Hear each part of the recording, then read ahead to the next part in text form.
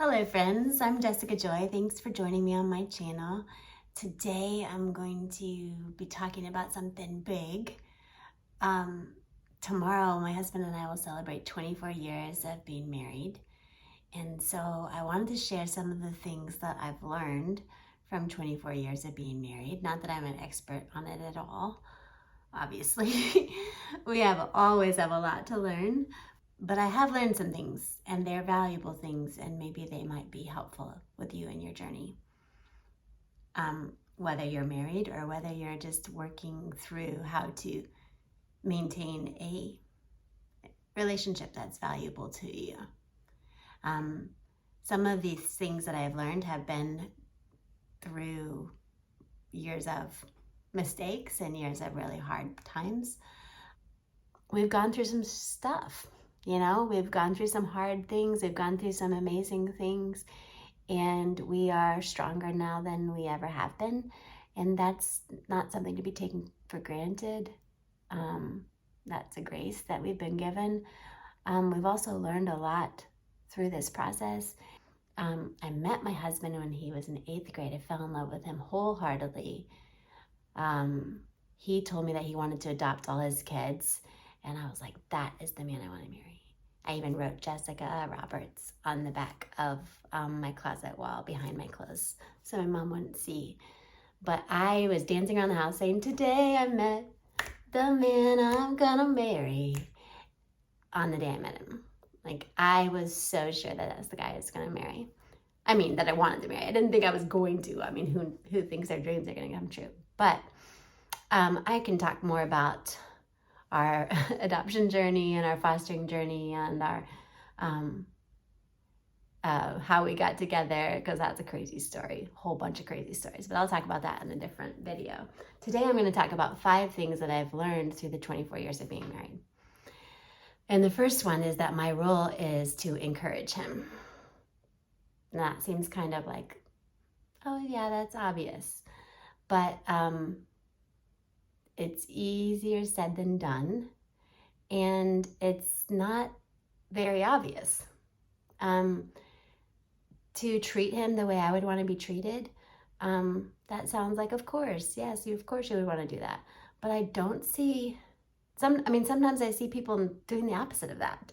Like, how would you feel if your husband talked about you that way, the way you're talking about your husband right now? Or the way you're talking to your husband? How would you feel if your husband talked to you that way? So I always think about, like, how would I feel?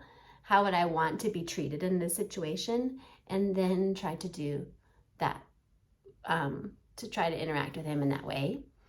But, I love my husband, and I think he's amazing and brilliant, and I respect him wholeheartedly. But I also encourage him on days when I'm frustrated with him, or on days when I'm feeling stressed out, or days when I'm overwhelmed by the weight of the world, and I don't even hardly see the value in him. I want to still be encouraging to him on those moments and those days.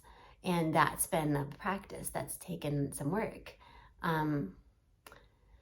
So not only just treating him the way I would want to be treated, but encouraging him. That means giving him courage.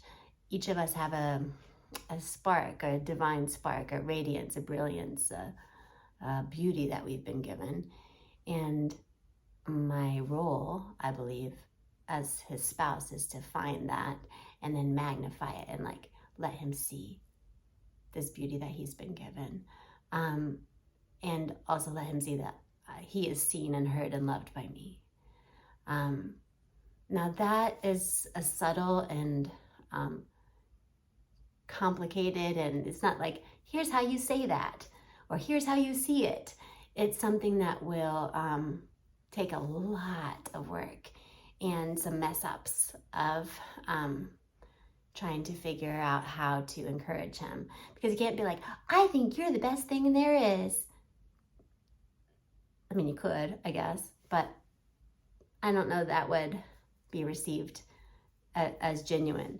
It's helpful when you notice things, like little things. Like I would say, I noticed that even though you were tired and you were overwhelmed with the stuff that you're thinking about it with your work, when the boys came up to you and they said this, you responded to them in a way that saw beyond what they were asking for, that was irritating, and what they needed, and you responded to them in a way that was so patient and so compassionate, and so gentle with them. And I really appreciate that. Those kind of little moments that I've said, I've noticed this, I see this about you, I value that in you. That's going to be different in your relationship. Those moments are, obviously, but try to help him see that he is seen and heard and loved. The second thing that I have learned is that I need to say I'm sorry, that I need to apologize and ask for forgiveness. If there's any sort of breach in our relationship or tension in our relationship, I had some part of it. It takes two to tango. So there's some part of it that I contributed. And I've learned that even if he has some things he needs to say sorry for, like if I can just own my mistake and come to the conversation and say, excuse me, can we talk? I know that I've contributed to this tension, and I'm not exactly sure all of the ways that I've contributed to it, but I want to apologize for my part of the problem. I apologize for my tone of voice, or if I've come across as demanding or controlling in the situation, whatever it is. And when you come to this situation apologizing for your part in it, it softens everything, and it helps that communication actually happen. And then the third thing that I've learned is to actually forgive. So it doesn't necessarily mean he has to say he's sorry. My husband is wonderful, and he has learned how to say he's sorry. He didn't know it at the beginning, but he's learned how to say he's sorry, and it's really a genuine and beautiful thing. But even when he hasn't said he's sorry, I have realized that I cannot hold on to the hurt or the resentment. If I have something that's causing me some hurt or resentment, I have to do two things with it. I can either address it with him, and it might not be right at that moment. It might be when both of us are feeling calm. I can address it with him, or I can just release it, let it go. There's a whole lot of things that happen in a marriage relationship where one or the other is hurt, but it wasn't intentional. And so I can either decide it wasn't intentional, and I can release it and let it go. There's all kinds of other things going on in his life. And if I can let it go, then I can do that. But if it's something I need to address with him, then I commit to addressing it with him, which is sometimes really hard. And I do it with a lot of prayer and a lot of tenderness. And he does the same with me. If it's something that he needs to address with me, he waits till we're both in a calm moment. We're not both escalated. And he says, I have something I need to talk with you about. Let's see if we can work through this. The fourth thing that I wanted to talk about is that we've learned that we need to communicate. We can't just assume that we know how the other feels and what the other meant, right? So we want to make sure that instead of that misunderstanding and that miscommunication, that we are communicating. My dad wrote a book on communication and some of these key phrases that are important in the significant relationships.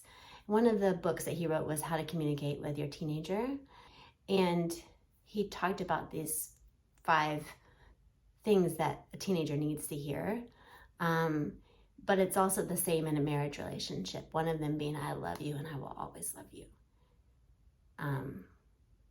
Even when it's hard. Like, I love you and I will always love you. That's a tender thing to say, and sometimes it's a little scary to say, but it's important that it's communicated, not just with our words, but our actions all the time. Another thing is, I trust you. That's a little scary to say as well, but if it can be genuinely communicated, it will help strengthen and build that relationship. Another one is, I want to understand you. Maybe I don't right now. I don't understand why this is happening. I don't understand why you're saying this or doing this or feeling this way, but I want to understand you. I want to be here with you. Another thing is, you can come to me and I'll listen.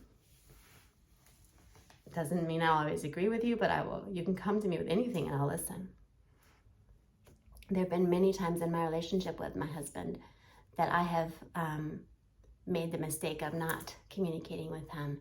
And I've assumed that he thinks a certain way about things, or he thinks a certain way about me, that has been a source of conflict. When really, once I come to him and say, I need to talk with you about something, I need to hear your heart on this, I need to understand what you mean, then it has given us a whole bunch of room to heal and understand each other, and come close. I mean, what good is a relationship if you don't feel connected and feel close? So the fifth thing that we have learned how to do is to enjoy each other. We are very different from each other. When people are so different from each other, sometimes it's very hard to learn how to enjoy each other and enjoy the differences in each other. I'd recommend you guys looking at the Enneagram and figuring out what your personality type is on the Enneagram. Enneagram is a whole different ball game that I would love to talk about later, but it's not just a personality to put you in a box, but it's like, these are the patterns of behavior that you have that you can learn from and grow out of, and like what your growth would look like if this is your particular patterns of behavior. What your spiritual growth, what your emotional growth would look like. It's been really helpful for me. I can talk about Enneagram on a different one, but he is investigator. And so he is always trying to learn things and trying to think about things from different perspectives. And I'm a reformer, which means like I want to make everything right and change the world and reform the world and make everything good and right and just. So there have been lots of times where we misunderstand each other, because I'll say, well, that's just not right. And he'll say, I wonder about from this perspective. Anyways, what I'm trying to say is, we have learned how to enjoy each other, because now that we understand each other better, we can appreciate these differences in each other and appreciate the beauty in each other, and relax our own prejudices a little bit, so that we can have room for each other and enjoy each other. So it's so important to have something that you to have some time together, and also have something that you enjoy doing together, whether that's going on a walk or watching movies or digging in the garden together, whatever it is. Spend some time laughing and telling funny stories, even if they're not funny, telling stories that help you get to know the other person and get to enjoy the other person, enjoy spending time with them, enjoy connecting with them. So I hope you have benefited somehow from this conversation together. I would love to hear your lessons learned and your comments. I would love to just begin this conversation in our community, because I know we all have things to learn from each other. Thank you so much. If you haven't liked or subscribed, please do that. It means a lot to me and to our channel. Thank you so much. Have a good one.